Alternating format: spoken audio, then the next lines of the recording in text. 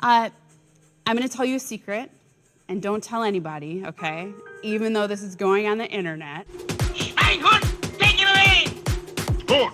Now it is time for our man in Minnesota to take over. As you may or may not know, Saints, your old stinky fisherman in a box has been a big, I don't want to say fan because I'm not fanatical.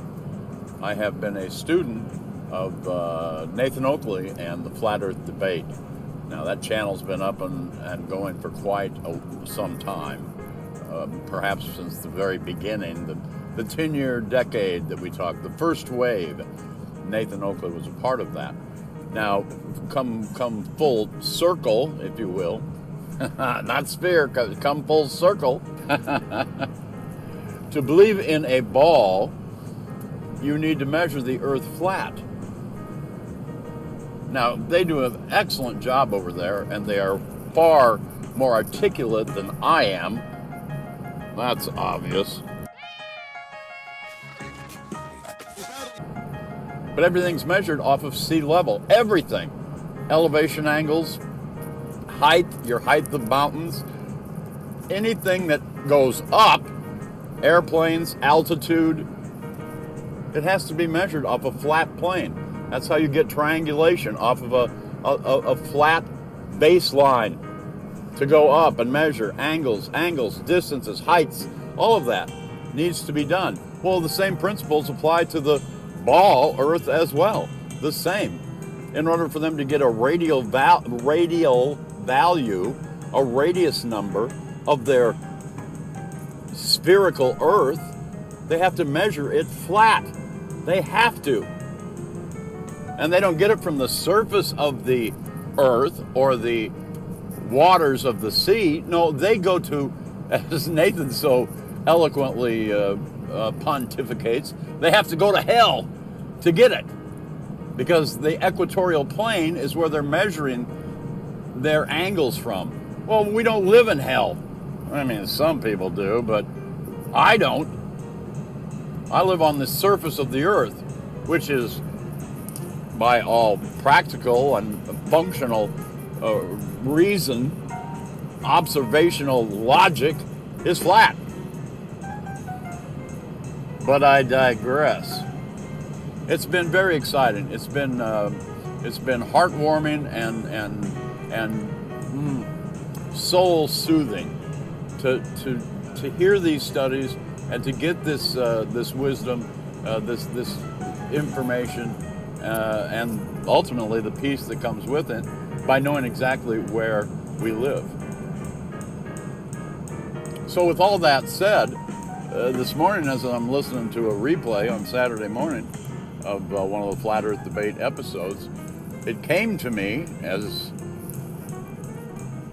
only believers have things come to them through true revelation from God, thank you very much, that not only is the earth must be measured flat for the globe,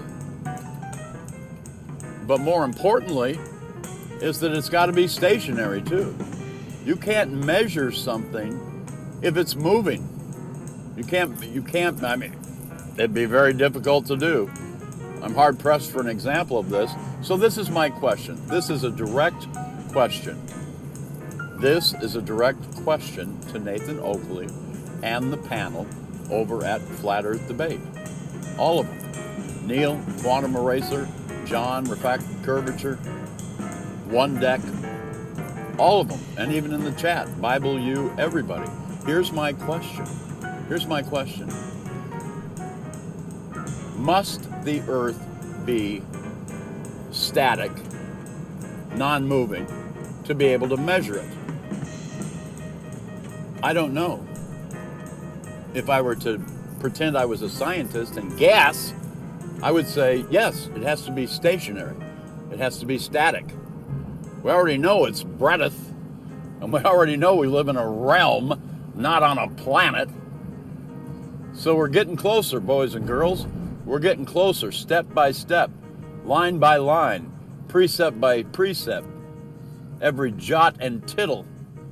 So that's the question to Nathan and his talented, blessed panel.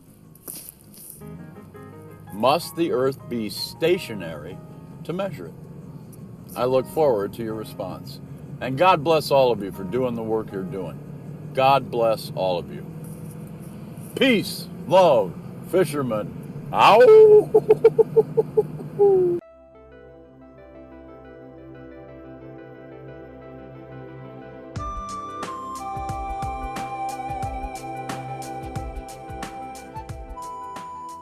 I don't need to be articulate. I just have to get the understanding of it.